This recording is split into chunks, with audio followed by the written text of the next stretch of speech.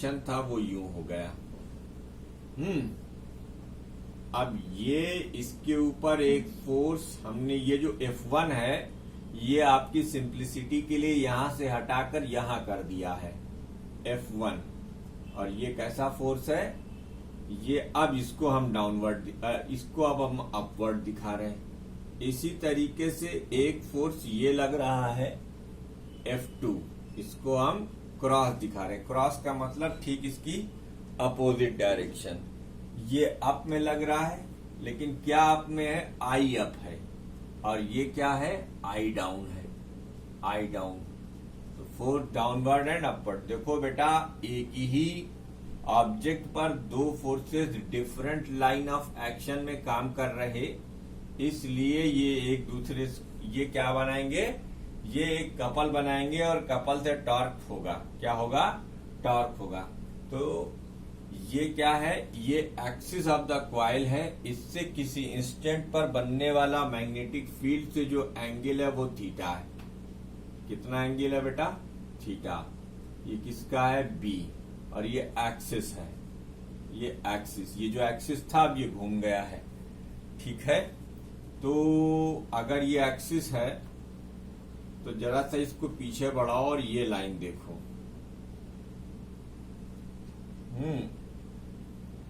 तो अगर ये एंगल थीटा है तो फिर ये एंगल भी थीटा ही होगा। ये एंगल भी क्या होगा, थीटा ही होगा। और जब ये एंगल थीटा होगा तो फिर आपकी ये जो लेंथ है, ये लेंथ बी साइन थीटा हो जाएगी। क्यों, क्योंकि देखो ये बी है, ये क्या है, ये बी है। अब अरे सॉरी, हाँ, स्मॉल बी यानी लेंथ ऑफ दी वायर, और ये एंगल थीटा है, तो ये हुआ परपेंडिकुलर, तो बी साइन थीटा हो गया। तो now F1 and F2 will form a couple, hence net torque experienced by the loop is equal to magnitude of force into perpendicular distance between the line of action of force, ठीक। तो जरा सा हम अब इसको erase करते हैं, ऊपर वाली एक लाइन, दो लाइन, तो इसका टॉर्क का फार्मूला हमसे निकल आएगा।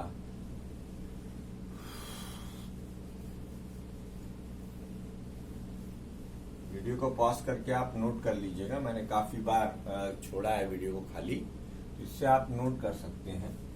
ठीक है, तो टॉर्क, टाउ की value, magnitude of the force निकाल लीजिए। टाउ की वैल्यू क्या आएगी, टाउ की वैल्यू आ जाएगी मैग्नीट्यूड ऑफ द फोर्स यानी ILB। अरे भाई, चाहे F1 की वैल्यू देखो चाहे F2 की वैल्यू देखो, दोनों की वैल्यू क्या है, ILB है, जैसा मैंने इससे पहले वाले व्हाइट बोर्ड पर नोट किया था।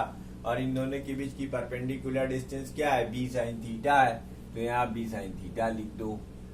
ठीक, तो इसे हम लिखेंगे I times L into B, और ये साइन थीटा और ये B, ये हो गया IAB साइन थीटा।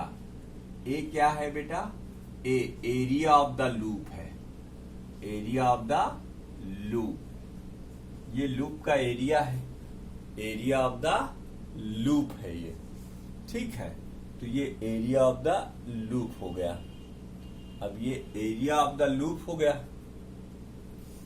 तो टॉर्क का एक फार्मूला क्या बना, IAB sine theta.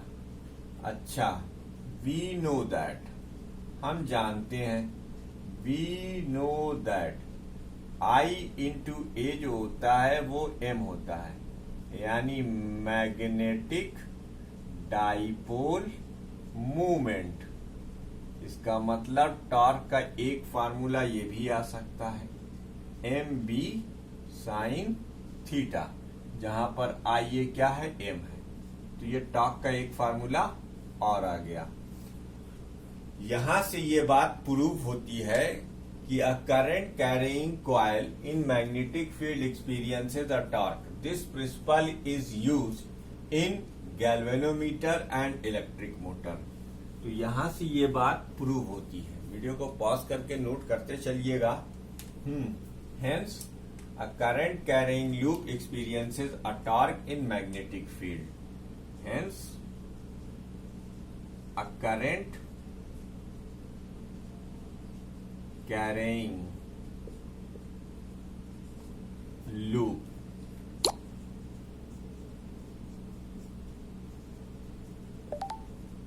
experiences a torque in magnetic field। Magnetic field।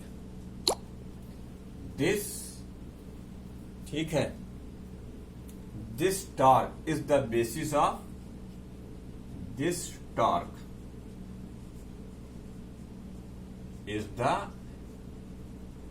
basis of galvanometer and electric motor। This torque is the basis of working of galvanometer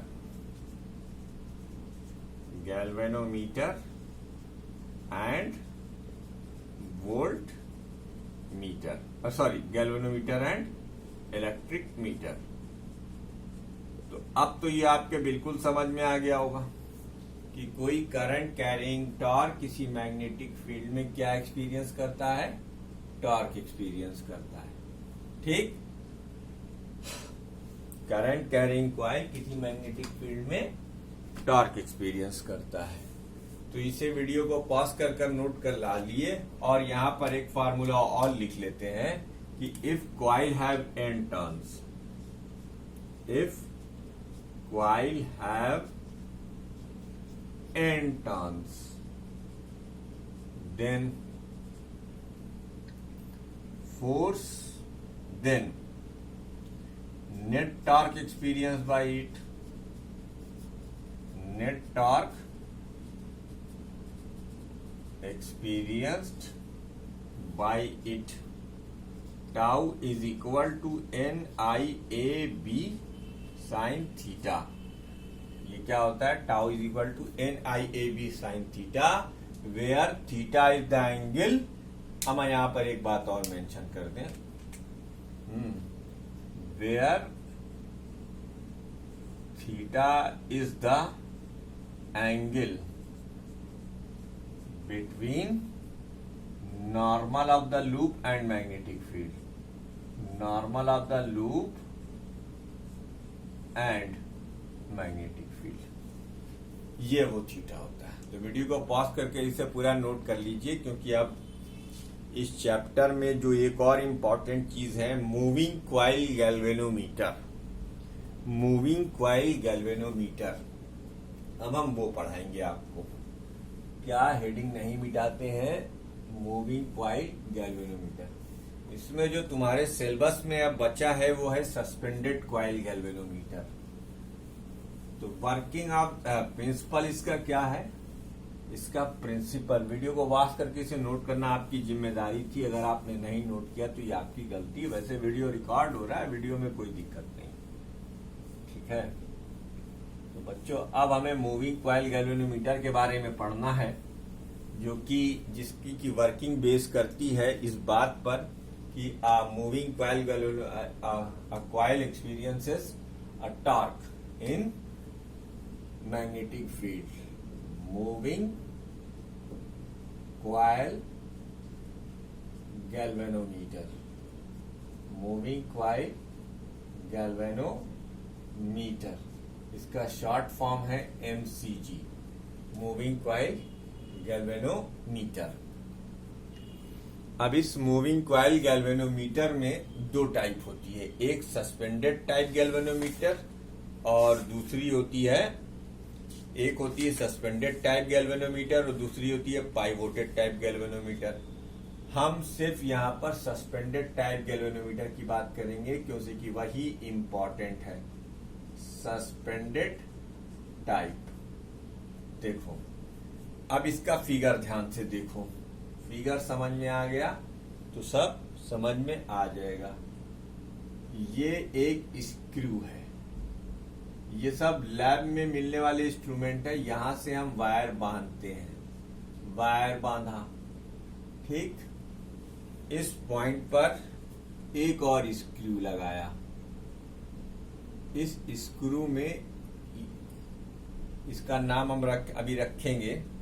इस screw से हमने एक strip लटकाई। स्ट्रिप से एक मिरर, और मिरर के नीचे एक कॉइल। क्या लगाया बेटा? एक कॉइल लगाया। एक कॉइल लगाया। कॉइल के अंदर हमने आयरन कोर भर दी, अब फेरोमैग्नेटिक मटेरियल, जो बहुत जल्दी आपके समझ में आ जाएगा कुछ ही टॉपिक्स के बाद कि क्यों हम ऐसा करते हैं। फिर इसे हमने एक मैग्नेट सिलेंड्रिकल पोल पीसेस के बीच में रखा। ये इसका साउथ पोल है और ये इसका नॉर्थ पोल है। और इसके नीचे हमने एक स्प्रिंग लगाई हुई है।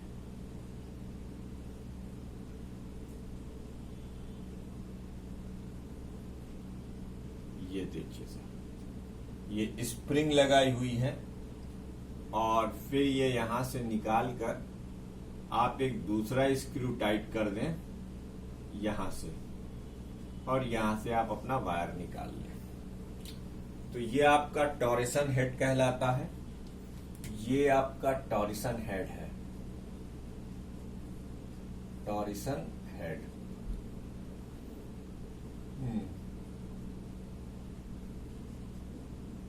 और ये आपकी फास्फर ब्रॉन्ज स्ट्रिप है। Phosphor bronze strip. ये आपका मिरर है। ये आपकी स्प्रिंग है जो कि अच्छी क्वालिटी की है। ये आयरन कोर है और ये आपका कॉइल है, ठीक। The working of the moving coil galvanometer based on the fact, या इसका जो प्रिंसिपल आप लिखेंगे, या इसकी जो आप थ्योरी लिखेंगे, तो थ्योरी न्यूटन में दी हुई है। मैं यहाँ पूरी थ्योरी आपको एक्सप्लेन करने नहीं जा रहा हूँ बच्चों, हम सिर्फ आपको काम की बात बताएंगे। इसके प्रिंसिपल में आप ये लिखेंगे कि a moving coil galvanometer experiences a torque when it is suspended in a magnetic field.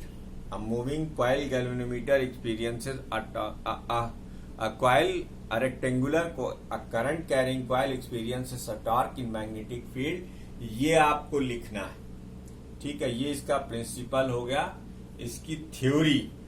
इसकी थ्योरी जो न्यूटन में दी हुई है, अगर आपके पास न्यूटन नामी बुक है तो न्यूटन नामी बुक में थ्योरी जो दी हुई है, I directly proportional to phi upon sine theta तक, इसे आप देख लें। बस यहीं तक आपको लिखना है, यही इसकी वर्किंग है। और उसके नीचे I directly proportional to radial field. मैं अभी इसका पूरा ये डायग्राम मैंने आपको समझा दिया। इसकी पूरी जो वर्किंग आपको लिखनी है वो वर्किंग मैं आपको बता दूंगा। बहरहाल एक शॉर्ट फॉर्म में मैं आपको समझाता हूं कि इसमें होता क्या है कि जब एक करंट फ्लो करती है तो the torque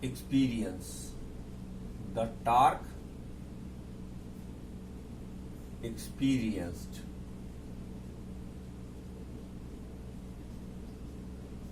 by the coil, the torque experienced by the coil when a current, when I is flowing through it। ये इसका पहला स्टेप हो गया। आप लिखेंगे टाउ डिफ्लेक्टिंग, इसका नाम आप रखेंगे tau deflecting. N number of turns in the coil है, आई पर टर्न में बहने वाली करंट है, A area of the coil है, बी मैग्नेटिक फील्ड है, और ये साइन 90 डिग्री है। Theta is equal to 90 degree because of radial field, because of radial field. ये इस सिलेंड्रिकल पोल पीसेस को लगाने का मकसद ही यही है कि यहां पर आपको रेडियल फील्ड निकालनी, बिकॉज ऑफ रेडियल फील्ड। तो ये रेडियल फील्ड है, ठीक। अब जब कॉइल टर्न करेगा तो क्वाइट नेचुरल है कि उसके नीचे की स्प्रिंग भी टर्न होगी। जब स्प्रिंग टर्न होगी तो हम लिखेंगे let in equilibrium, let in equilibrium, let in equilibrium. आप वर्किंग में इतना भी लिख देंगे तो चलेगा, ये फिगर बना दीजिएगा और ये वर्किंग लिख दीजिएगा। Let in equilibrium, phi is the deflection, phi is the deflection observe in the mirror, observe in the mirror. ये मिरर में ऑब्जर्व होने वाला डिफ्लेक्शन है। Let in equilibrium, phi is the deflection observe in the mirror. अब ये mirror में observe होने वाला डिफ्लेक्शन है। And if C is the twisting torque, twisting torque per unit couple, per unit couple मतलब एक कपल की स्प्रिंग से घूमने पर सी मान लीजिए ट्विस्टिंग टॉर्क है, तो नेट ट्विस्टिंग टॉर्क क्या हो जाएगा? Net twisting torque, net twisting torque tau twisting is equal to C phi. तो ये हो गया इक्वेशन नंबर 1, ये हो गया equation number 2। In equilibrium, in equilibrium, in equilibrium tau deflecting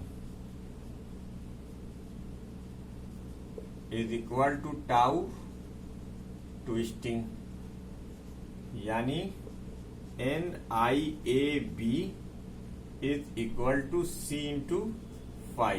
It implied that I is equal to C upon NAB into phi।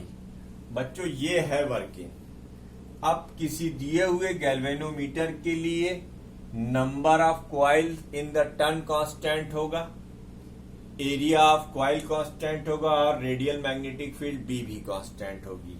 तो I directly proportional to phi हो जाएगा। इसका मतलब करंट को मेजर करने के लिए गैल्वेनोमीटर में हम मिरर का डिफ्लेक्शन मेजर करते हैं। बाकी do not rely on the working given in Newton. If you are consulting this theory in Newton, तो न्यूटन की थ्योरी मत एक्सप्लेन कीजिएगा, ये यहां तक कि इसकी वर्किंग हो गई, बस इतना लिख दीजिएगा, ये डायग्राम बना दीजिएगा, you will get the 5 marks. तो ये है गैल्वेनोमीटर की working. Galvanometer is a sensitive device used to detect the deflection in the galvanometer due to flowing current. ये गैल्वेनोमीटर की खासियत होती है, एक बहुत ही सेंसिटिव डिवाइस होता है। जरा सी भी करंट अगर उसके अंदर फ्लो कर रही है तो फिर वो उसको पकड़ लेगा। अब यहाँ पर एक और इम्पोर्टेंट कॉन्सेप्ट बनता है, why we will use the cylindrical pole pieces या रेडियल मैग्नेटिक फील्ड क्यों है? तो बेटा यही आपको इतना 5 नंबर में लिख दीजिएगा, आपका काम हो जाएगा। ये फिगर बना देना है और ये वर्किंग लिख देना है। और प्रिंसिपल में क्या लिखना है? प्रिंसिपल में लिखना है कि the working of the galvanometer based on the fact that, फिर से सुनिए, the working of the galvanometer based on the fact that a current carrying coil experiences a torque in a magnetic field। याद रखिएगा, ये इसकी working हो गई, ये इसका प्रिंसिपल हो गया और ये इसकी वर्किंग हो गई। बस इतना लिख देंगे, आपका काम हो जाएगा। अब इसमें हम 2 चीजें और डिफाइन कर दें जल्दी जल्दी। एक तो है करंट सेंसिटिविटी और एक है वोल्टेज सेंसिटिविटी। इसे नोट कर लीजिएगा, मूविंग कॉइल गैल्वेनोमीटर भी हो गया आपका, ठीक। एक तो आपको नोट करना है करंट सेंसिटिविटी और दूसरे आपको नोट करना है वोल्टेज सेंसिटिविटी। रोको, गैल्वेनोमीटर में दो चीजें डिफाइन होती हैं, एक होती है करंट सेंसिटिविटी। ये सब सीबीएसई बोर्ड के लिए इंपॉर्टेंट टॉपिक्स हैं। इसमें अमीटर और वोल्टमीटर आपके यहाँ इसमें से कुछ पूछा जा सकता है। वैसे फिलहाल मेरा काम है बताना करंट सेंसिटिविटी, डिफ्लेक्शन पर unit current in the galvanometer. तो अभी आपने हमसे सीखा था phi is equal to N A B C into I. तो फाई बाई आई यानी करंट, डिफ्लेक्शन पर यूनिट करंट। उसी तरीके से अगर वोल्टेज सेंसिटिविटी की बात की जाए तो वोल्टेज सेंसिटिविटी क्या होती है, phi by V N A B upon C that is into 1 by R. R क्या है, रेजिस्टेंस है बेटा। ये करंट की वैल्यू हो गई और ये रेजिस्टेंस हो गया, तो वी बराबर आई आर हो गया। इस फार्मूले से हमने निकाला है वोल्टेज सेंसिटिविटी। अब इसमें जो दो एक नंबर के इंपॉर्टेंट क्वेश्चन बन सकते हैं वो ये कि what is an ammeter. Ammeter is a device used to measure current in the circuit. To convert galvanometer into ammeter, a low resistance connected in parallel to the galvanometer. अब देखो ये एक गैल्वेनोमीटर है जिसका रेजिस्टेंस हमने G माना है। इसके साथ हमने एक स्मॉल रेजिस्टेंस R कनेक्ट किया है। अब ये दोनों पैरेलल में है तो सपोज करो I करंट का IG पार्ट गैल्वेनोमीटर में है और I माइनस IG पार्ट इसमें जा रहा है। ठीक है, तो Ig इंटू जी यानी इस ब्रांच का पोटेंशियल ड्रॉप और R इंटू आई माइनस IG इस ब्रांच का पोटेंशियल ड्रॉप दोनों बराबर होगा। इससे हमने R की वैल्यू कैलकुलेट कर ली। इसी तरीके से वोल्टमीटर क्या होता है, वोल्टमीटर एक ऐसा इंस्ट्रूमेंट होता है जो वोल्टेज को मेजर करता है सर्किट में। किसी गैल्वेनोमीटर को वोल्टमीटर में कन्वर्ट करने के लिए हम एक हाई रेजिस्टेंस को सीरीज में जोड़ते हैं गैल्वेनोमीटर के साथ। अब जो करंट गैल्वेनोमीटर में जाएगी वही करंट रजिस्टर में भी जाएगी। इसका मतलब potential V is equal to क्या हो जाएगा, I into G plus S. तो I into G plus S, तो ये S यानी required resistance to convert the voltmeter into galvanometer. S is equal to required potential divided by current flowing through the galvanometer minus resistance of the galvanometer.